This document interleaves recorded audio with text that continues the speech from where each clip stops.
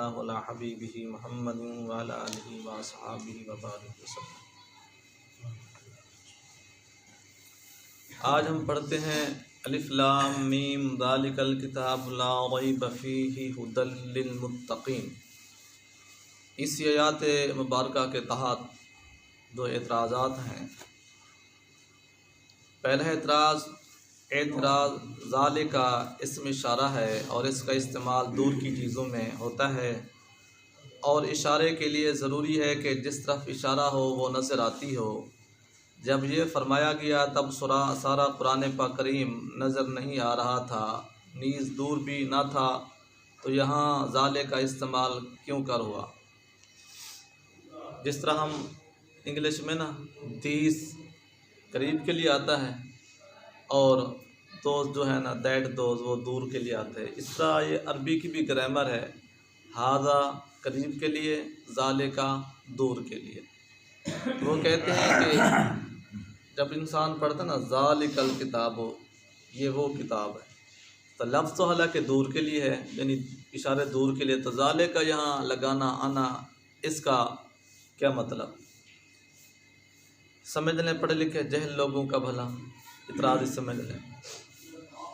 اس کا جواب تفسیر کبیر شریف نے یہ دیا ہے کہ اشارہ کرنے کے لیے یہ ضروری ہے کہ وہ چیز نظر آ رہی ہو۔ پہلی بات تو یہ ہے، اگر کسی موقع پر سننے والے کے خیال میں وہ بات ہو تو بھی اس خیالی چیز کی طرف اشارہ کر دیتے ہیں، یعنی وہ چیز سامنے نہ ہو، ذہن میں خیال ہو کہ فلاں چیز، جب کوئی بندہ آپ سے بات کرے نا تو اتنا کہہ دے یار یہ وہ چیز ہے جو اس کا فلاں دن تذکرہ کیا تھا، یا یہ وہ چیز ہے جو آپ کے لیے ہم نے فلاں دن سال مہینوں سے رکھی ہوئی تھی، مطلب اس وقت وہ چیز دور تھی، جب اس سے وہ یاد دہانی کرائی جا رہی ہے تو وہ اس کے سامنے تھی۔ ایک بات، جیسا کہ قرآن کریم نے قیامت کے بارے میں فرمایا کہ ذالک یوم الوعید، حالانکہ قرآن پاک فرماتا ہے یہ وہ دن ہے، یہ وہ دن، حالانکہ قیامت کو بہت بڑی دور ہے نا۔ اس طرح یا نزاع کی سختی کے متعلق فرمایا ذالک ما کنت منہ تحید، لیکن یہ ضروری ہے کہ وہ چیز ذہن میں محسوس ہو جائے، جس کے بھی ہم نے آپ کو مثال عرض کی ہے، وہ چیز ذہن میں اس کا خیالی تصور آپ کے ذہن میں ہو کہ یار یہ وہ چیز ہے جس کا تذکرہ ہم نے پہلے سال 2 سال پہلے 3 سال پہلے 5 سال پہلے کرتے رہے، سنتے رہے وغیرہ، تب اس کی طرف اشارہ کیا جائے گا۔ نیز یہ ضروری نہیں کہ ذالک دوری کے لیے آئے اور ھذا قریب کے لیے آئے، یہ قرآن پاک کی۔ دوسرا اس کا جواب یہ ہے آسان لفظ میں کہ گرامر قرآن پاک کی محتاج ہے، قرآن پاک گرامر کا محتاج نہیں ہے، بس یہ ذہن میں رکھے جھٹکا سوال۔ ذالک بھی قریب کے لیے، کیونکہ یہ ذالک گو کے دور کے لیے ہے، لیکن یہ نزدیک کے لیے بھی آتا ہے، ٹھیک ہے جناب، اور دور کے لیے بھی آتا ہے۔ ذالک بھی قریب کے لیے استعمال ہو سکتا ہے کیونکہ ذالک اور ھذا دونوں لفظ ذا سے بنے ہیں۔ ذالک پہلے زال الف زا آتا ہے، ھذا میں بھی زال الف زا آتا ہے، فرق اتنا ہے کہ ھذا میں زا پر ہا بڑھا دیا گیا اور ذالک میں لکھا، لہذا یہاں ذالک قریب کے لیے استعمال ہوا ہے۔ اور یہ بھی کہہ سکتے ہیں کہ چونکہ ذالک اس کتاب کی طرف اشارہ ہو رہا ہے جو کہ لوح محفوظ یا تورات شریف یا انجیل شریف میں مذکور تھی۔ تیسرا اس کا جواب کیا ہے، یعنی یہ وہ کتاب ہے جو لوح محفوظ میں محفوظ تھی، بل و قرآن مجید فی لوح محفوظ، دور تھی نا، لوح محفوظ دور ہے نا ایک بات۔ دوسری یہی کتاب کے صورتیں، اس کی کتاب کی مناقب فضیلت تورات شریف میں بھی رہی، انجیل شریف میں بھی، زبور شریف میں، یعنی یہ وہ کتاب ہے جس کی تعریف انجیل شریف کرتی رہی، یہ وہ کتاب ہے جس کی تعریف تورات شریف کرتی رہی، یہ وہ کتاب ہے جو لوح محفوظ میں محفوظ تھی، ٹھیک ہے جناب۔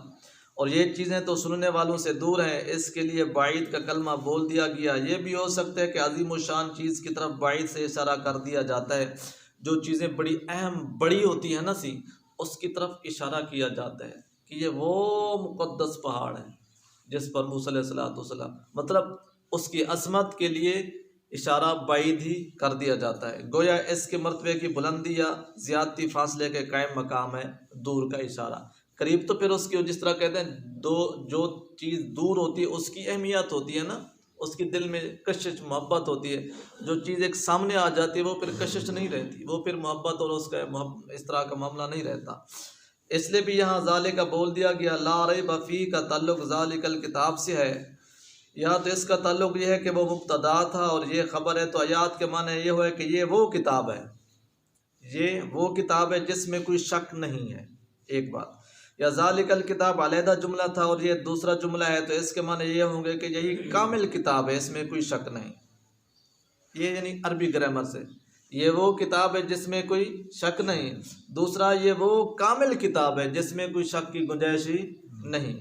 یا اب لا ریب فیہ میں دو احتمال ہیں، ایک یہ کہ لا ریب پر آیات پوری ہو جائے اور فی کا تعلق ہدی للمتقین سے ہو، تو آیات کے معنی یہ ہوں گے یہی کامل آیات، یہی کامل کتاب ہے جس کی تعریف تورات شریف میں کہ ہم اپنے محبوب کو بھیجیں گے، اس کو کتاب دیں گے، یہی وہ کامل کتاب ہے، بے شک اس میں پرہیزگاروں کو ہدایت ہے، یہ وہ کامل کتاب ہے جس میں پرہیزگاروں کو۔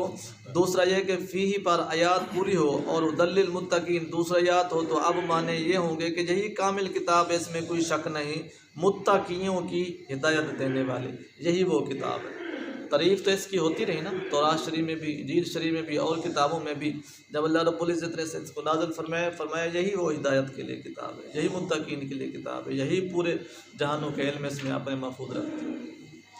دوسرا اعتراض آریوں کا اعتراض ہے جناب، اس جگہ آریہ اعتراض کرتے ہیں کہ قرآن کریم تو فرما رہا ہے کہ قرآن میں شک نہیں، لیکن کفار کو اس میں شک، مسلمانوں کے بہت فرقوں کو اس کے معنی میں شک، چنانچہ بعض فرقوں نے متشابہات کے ظاہری معنی ہی مراد لیے ہیں، علماء اسلام کو بھی بہت موقعوں پر شک ہو جاتا ہے، اس لیے مفسرین میں بھی اور فقہاء میں بھی آپس میں اختلاف رہتا ہے، قاری بھی قراتوں میں اختلاف رکھتے ہیں، اور کفار کو اس کے کلام الہی ہونے میں شک، اتنے شکوک کے ہوتے ہوئے پھر شک کی نفی کیوں کی گئی؟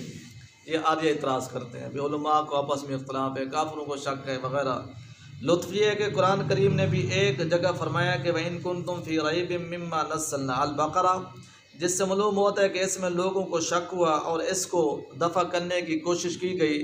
اب یہ دونوں آیاتیں مطابق کیوں کر ہوں، لوگوں کو بھی، مسلمانوں کو بھی آپس میں، علماء کو بھی، فقہاء کو بھی، کافر وغیرہ وغیرہ۔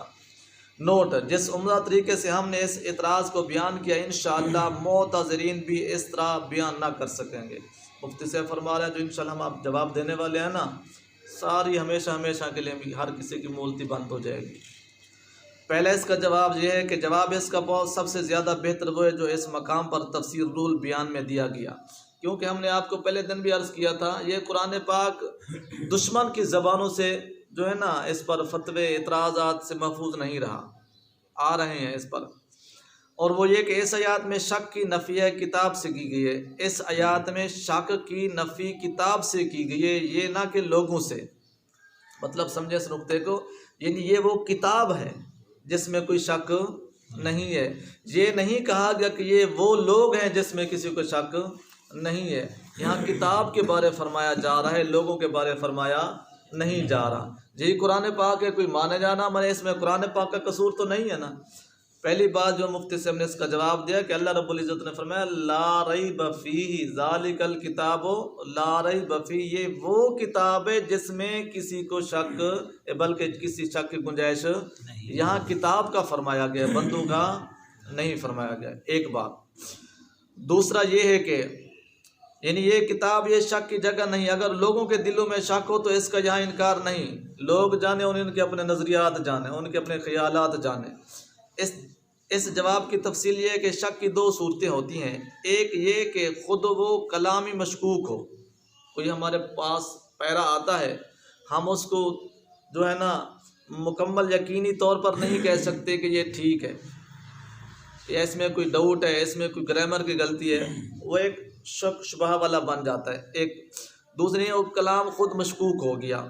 دوسرا یہ کہ کلام تو سچا تھا مگر لوگ اپنی بے علمی یا ضد کی وجہ سے اس میں شک کرنے لگے، یا پھر کلام میں شک ہو یا پھر کلام میں شک نہ ہو، لوگ اپنی بے علمی کی وجہ سے شک کرنے لگ جائیں، جیسا کہ قرآن فی نفسی سچا ہے لیکن کفار نے تعصب کی وجہ سے اس میں شک کیا، انہوں نے اپنے تعصب اور بے علمی اور ہٹ دھرمی کی وجہ سے شک کیا۔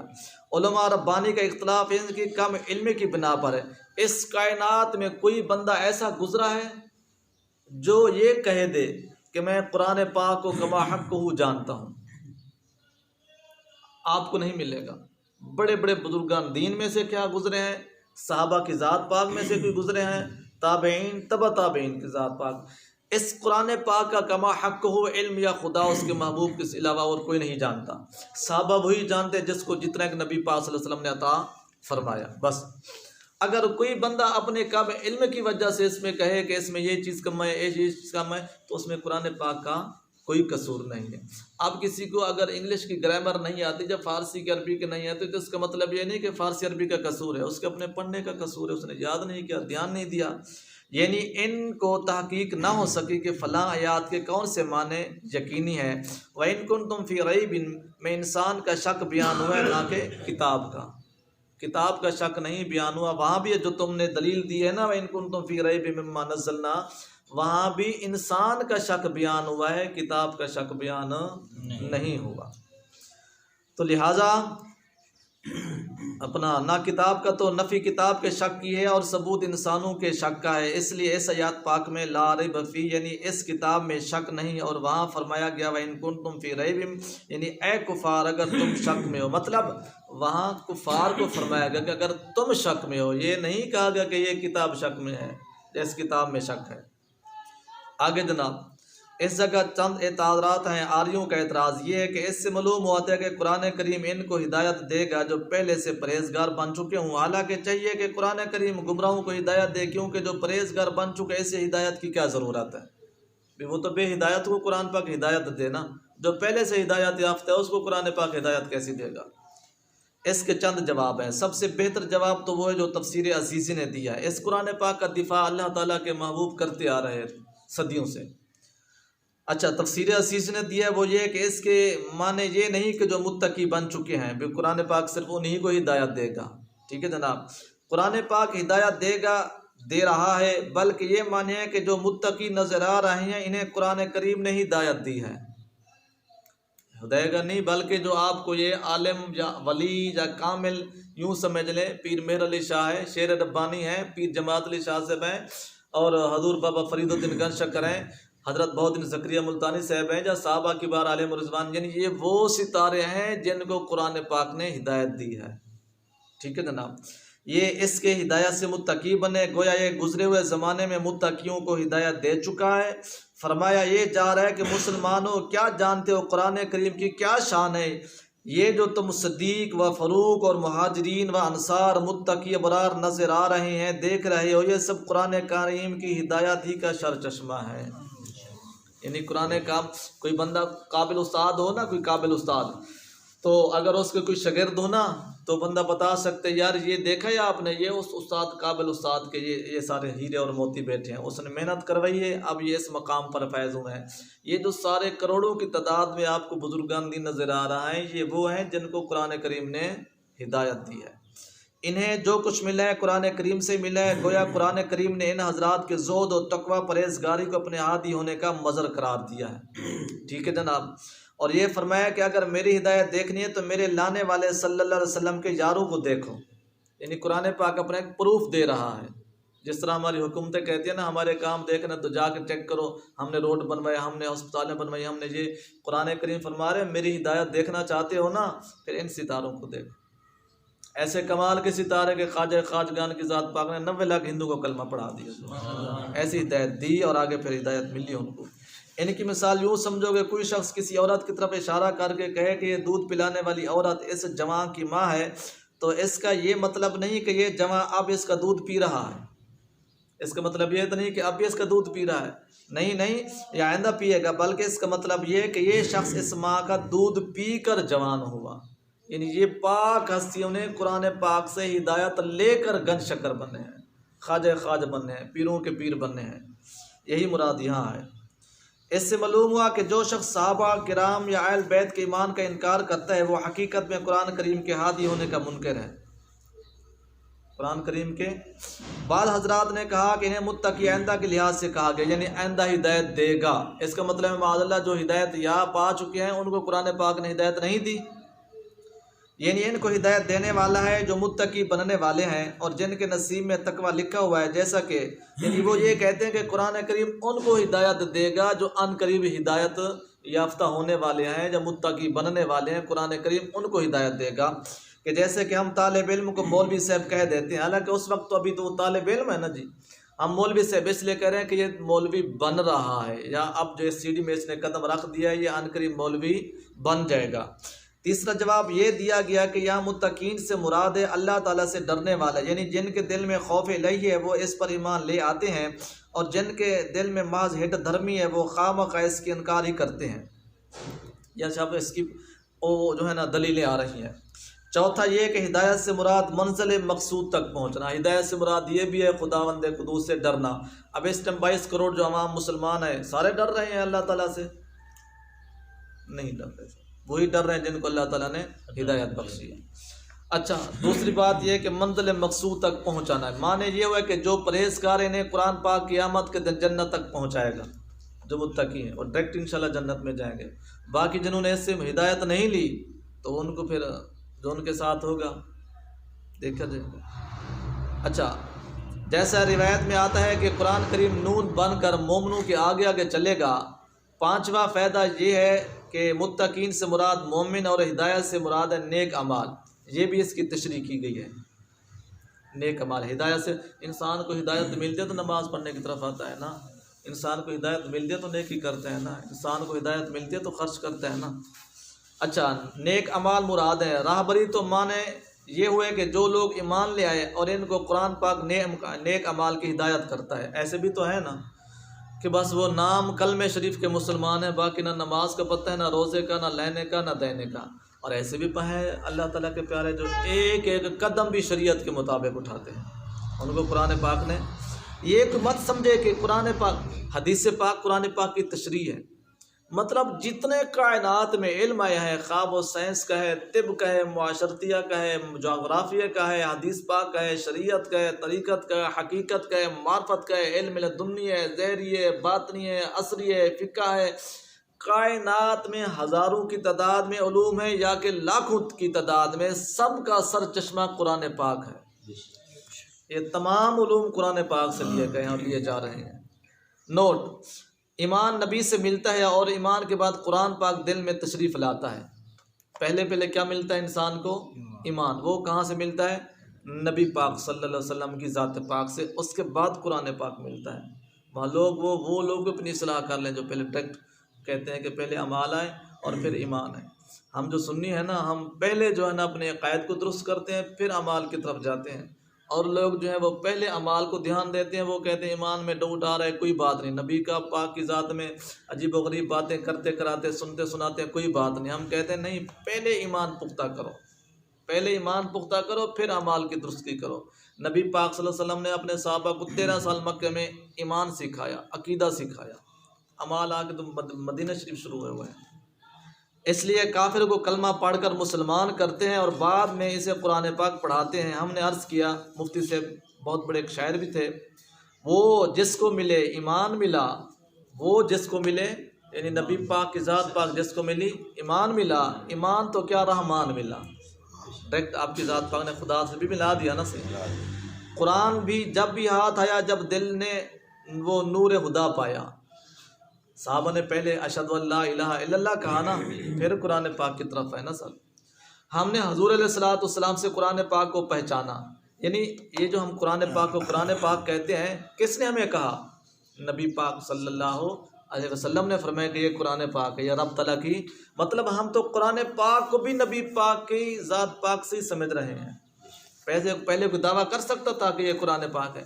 نبی پاک نے فرمایا نا، لوگو یہ کلام الہی ہے، لوگو یہ قرآن مجید ہے، لوگو یہ خدا تعالیٰ کی کتاب ہے۔ پہلے تو اس کو کوئی یقین نہیں رکھتا نا صحیح۔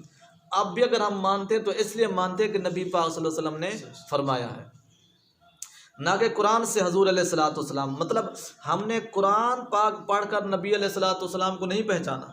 نقطے پر غور کریں، قرآن پاک کو پڑھ کر نبی پاک صلی اللہ علیہ وسلم کو نہیں پہچانا، بلکہ آپ کی ذات پاک کو پہچان کر قرآن پاک کو پہچانا ہے۔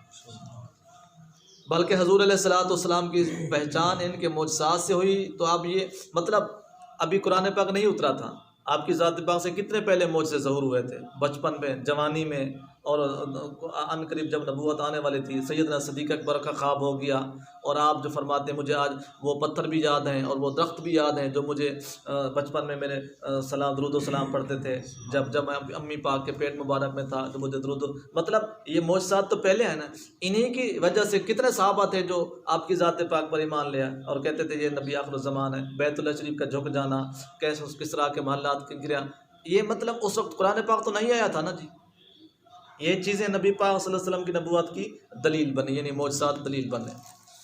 تو اب یہ کہا جا سکتا ہے کہ قرآن کریم معجزہ ہونے کی حیثیت سے نبی پاک صلی اللہ علیہ وسلم کی پہچان کراتا ہے، اور حضور علیہ الصلوۃ والسلام کے ذریعے سے قرآن پاک کی پہچان ہوتی ہے۔ اب آیات کے معنی خوب چسپاں ہو گئے کہ جو لوگ حضور علیہ الصلوۃ والسلام کی برکت سے ایمان لیا ہے، انہیں قرآن کریم تقویٰ اور طہارت کی رہبری فرماتا ہے۔ جو آپ کی ذات پاک کے ریفرنس ایمان لیا ہے، خیال رہے کہ حضور علیہ الصلوۃ والسلام کی ہدایت قرآن پاک پر موقوف نہیں، وہ یہ نہ کہے کہ نبی پاک صلی اللہ علیہ وسلم کی ہدایت قرآن پاک پر ہی ڈیپینڈ ہے، نہیں، ایسا نہیں ہے۔ بھلا کیوں نہیں ہے؟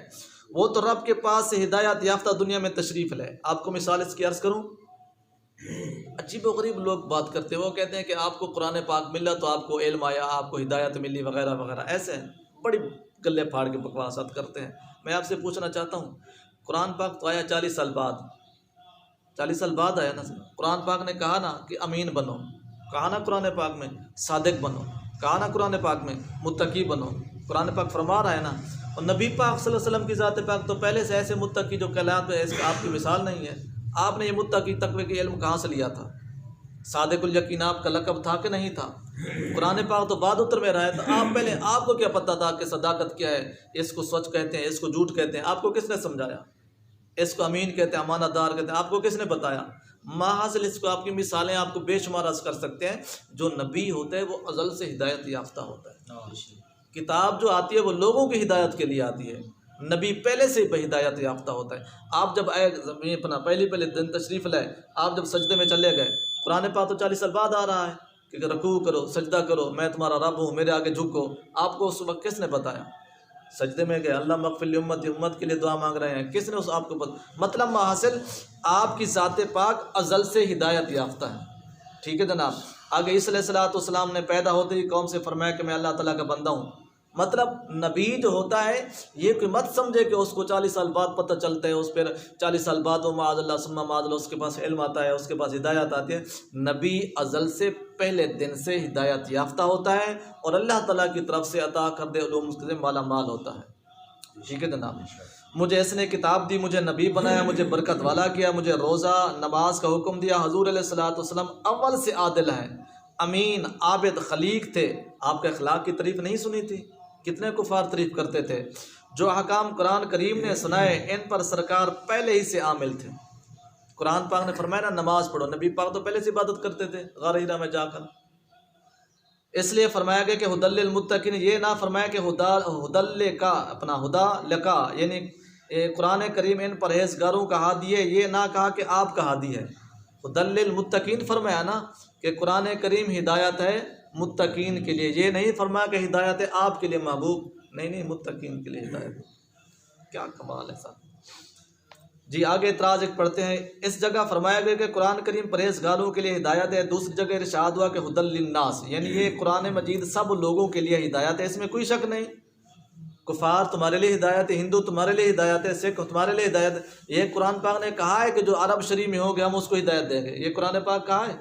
جو قریشی ہوں گے ہم ان کو ہدایت دیں گے، جو سید ہوں گے ہم ان کو ہدایت دیں گے۔ قرآن پاک نے فرمایا ہدی للناس، اے چین کے رہنے والے، اے ہندوستان کے لوگوں، اے اپنا پوری دنیا کے یورپ کے رہنے والے لوگوں، کیونکہ ہدی للناس جو ناس لفظ ہے اس میں ہر کوئی آتا ہے، یہودی ہیں، عیسائی ہیں، سکھ ہیں، مشرک ہیں، بدھ مت ہیں۔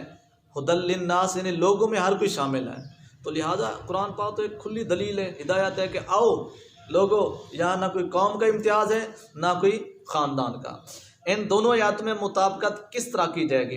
اس کے چند جواب ہیں۔ سب سے بہتر جواب وہ ہے جو تفسیر کبیر شریف نے دیا کہ ان دونوں آیاتوں کے ملانے سے معلوم ہوا کہ صرف پرہیزگار ہی انسان ہے، پرہیزگار ہی انسان ہے۔ حدیث مبارکہ میں قرآن پاک میں کئی ایسے واقعات ہیں کہ جو علم والا ہے اسی کو انسان اپنا اسی کو بندہ فرمایا گیا ہے۔ جو بے علم ہوتا ہے، بے عمل ہوتا ہے، ہم اس کو کہتے نہیں یار یہ تو جانور ہے، ایسے نہیں کہہ دیتے ہم، اپنے معاشرے میں بھی کہہ دیتے ہیں، مطلب بندہ وہ ہے جس کے اندر انسانیت ہے۔ انسانیت کس کا نام ہے؟ علم کا نام ہے۔ اور جس کے دل میں خوف خدا نہ ہو وہ انسان ہی نہیں، وہ انسانی لباس میں جانور ہے۔ اس کی 20 مثالیں آپ کو عرض کی جا سکتی ہیں، بلکہ جانوروں سے بھی بدتر ہے، کیونکہ جانور تو اپنے مالک کو پہچانتا تو ہے نا، گائے بھینس بکری کتا وغیرہ، ٹھیک ہے جناب، یہ نہیں پہچانتا تو اس سے معلوم ہے جانوروں سے بھی پرو پاند ہے۔ دوسرا جواب یہ ہے کہ قرآن کریم کا ایک کام ہے راستہ دکھانا، وہ سب انسانوں کے لیے ہے، کافر ہے منافق ہے مسلمان سب کو راستہ دکھا رہا ہے۔ لوگوں میں کلام الہی ہوں، لوگوں یہ حلال ہے، لوگوں یہ حرام ہے، لوگوں یہ قیامت آنی ہے، لوگوں یہ سب کو فرما رہا ہے نا۔ کبھی قرآن پاک نے فرمایا کہ میں صرف ان مسلمانوں کو بتانا ہے، سب کو فرما رہا ہے کہ آج آؤ راہ ہدایت پر آ جاؤ، کلمہ پڑھ لو۔ اور ایک کام ہے راستے پر لگا دینا، وہ صرف مومنین کے لیے ہو نہ کہ کفار کے لیے، یعنی اس کے ذریعے سے مسلمان تو راستے پر لگ گئے اور کفار علیحدہ ہو گئے۔ آخری اعتراض یہ ہے کہ اس آیات سے معلوم ہوتا ہے کہ سارا قرآن پاک ہدایت ہے، حالانکہ قرآن کریم کی بعض آیات متشابہ ہیں جو کسی انسان کے سمجھ میں نہیں آتی، جب سمجھ میں نہ آئے تو ہدایت کیا دیں گی، ٹھیک ہے جناب۔ اور بعض وہ آیاتیں ہیں جن کے معنی میں بہت سے احتمالات ہیں، جن کی وجہ سے مسلمانوں میں بہت سے فرقے بن گئے۔ تفسیر کبیر شریف نے اس جگہ فرمایا کہ حضرت علی پاک رضی اللہ تعالیٰ عنہ نے جب حضرت عبداللہ بن عباس رضی اللہ تعالیٰ عنہما کو خارجیوں سے مناظرے کے لیے بھیجا تو ان سے فرمایا کہ ان کے مقابلے میں قرآن شریف سے دلیل نہ پکڑنا۔ یہ بہت بڑا دلچسپ ٹاپک ہے، کیونکہ قرآن شریف سے ہر شخص اپنا مطلب نکال سکتا ہے۔ اس سے معلوم ہوا کہ قرآن کریم ہدایت نہیں ہے، ہدایت ہوتا گمراہ لوگ اس سے دلیل نہ پکڑتے۔ حضرت مولا کائنات کا اپنے کزن کو فرمانا خارجیوں کے، آپ کے دور میں خارجیوں نے بڑا سر اٹھایا تھا۔ اب اس کا جواب پڑھتے ہیں، بعض آیاتوں کے معنی کا سمجھ میں نہ آنا بھی اس کے کلام ہونے کی دلیل ہے۔ وہی بات جو ہم نے چند دن پہلے عرض کی تھی، اگر اغیرہ وغیرہ نہ تو خیر اس کی تحقیق تک پہنچے، پھر اس کے کلام ہونے پہ تو پھر مزہ نہ آیا نا سے، اونچی جو چیز ہوتی ہے نا اس پر پہنچنا بڑا محال ہوتا ہے۔ اچھا، کیونکہ اگر یہ کلام انسانی ہوتا تو کسی نہ کسی عقل کی عقل اس کی تہ تک ضرور پہنچ جاتی۔ انسان کی سوچ تک انسان پہنچ سکتا ہے، انسان کی سوچ جہاں نہیں پہنچ سکتی وہ خداوند قدوس کا کلام ہے۔ اگر انسان کی سوچ وہاں تہ تک پہنچ جائے تو پھر اللہ تعالیٰ کے اور انسان کی سوچ میں فرق کیا ہے؟ سبحان اللہ، کیا لطف ہے کہ قرآن پاک سمجھ میں آئے تو بھی رہبری کرے اور سمجھ میں نہ آئے تو بھی راہ دکھے۔ بہرحال یہ ہدایت ہے، نیز بد مضمون کے قرآن آیات سے دلیل پکڑنے کی وجہ یہ ہے کہ وہ اس کی تہ تک نہیں پہنچتے۔ ہر بندہ جس سے اپنا مطلب نکال لیتا ہے نا وہ اس کی تہ تک نہیں پہنچتا، اور قرآن پاک کا نور ان کے دل کی آنکھوں کو خیرہ کر دیتا ہے۔ جیسے کہ اگر کوئی شخص آفتاب میں نظر جمائے تو اس کو آفتاب کالا معلوم ہوتا ہے، ایسے بندہ ٹک ٹکا لکھا کر دیکھے نا، اور ٹکی جو ہے نا وہ کالی کالی پر نظر آنے شروع ہو جاتی ہے، تو اس کا مطلب ہے اس کی آنکھ کا قصور ہے۔ سورج تو چمک رہا ہوتا ہے، آفتاب سیاہ نہیں ہوتا، لیکن اس کی آنکھیں خیرہ ہو گئیں۔ بارش بہت فائدہ مند چیز ہے، لیکن بعض جگہ گھاسیں اس سے جل جاتی ہے، یہ تو آپ کو معلوم ہے نا۔ بعض جگہ میंہ بارش نقصان دے جاتے ہیں، فصلیں گل سڑ جاتی ہیں، تو یہ بارش کا قصور نہیں بلکہ ان گھاسوں کا اپنا قصور ہے۔ عمدہ غذائیں بے شک مقوی ہیں، لیکن کمزور معدے والے کو ان سے نقصان ہوتا ہے۔ کوئی بندہ جب بکرے کا گوشت کھائے تو اس کے معدے میں درد ہو شروع ہو جائے تو اس کا مطلب یہ تو نہیں ہے کہ گوشت میں کوئی فالٹ ہے، جب بکرے میں کوئی فالٹ ہے اس کا اپنا معدے کی پرابلم ہے، مگر یہ غذا کا قصور نہیں بلکہ کھانے والے کے معدے کا فطور ہے۔ بہرحال قرآن پاک کا ایک ایک حرف ہدایت ہے، کسی کو اس سے ہدایت ملنا نہ میں اپنا ہدایت نہ ملنا قرآن پاک کی ہدایت ہونے میں تکلیف نہیں ہے۔ کہ مانے جانا مانے، قرآن پاک ہدایت ہی ہدایت۔ اللہ تعالیٰ ہم سب کو اس کی معرفت نصیب فرمائے۔ بسم اللہ الرحمن الرحیم، والصلاۃ والسلام علیک یا سیدی یا رسول اللہ، الصلاۃ والسلام علیک یا سیدی یا حبیب اللہ۔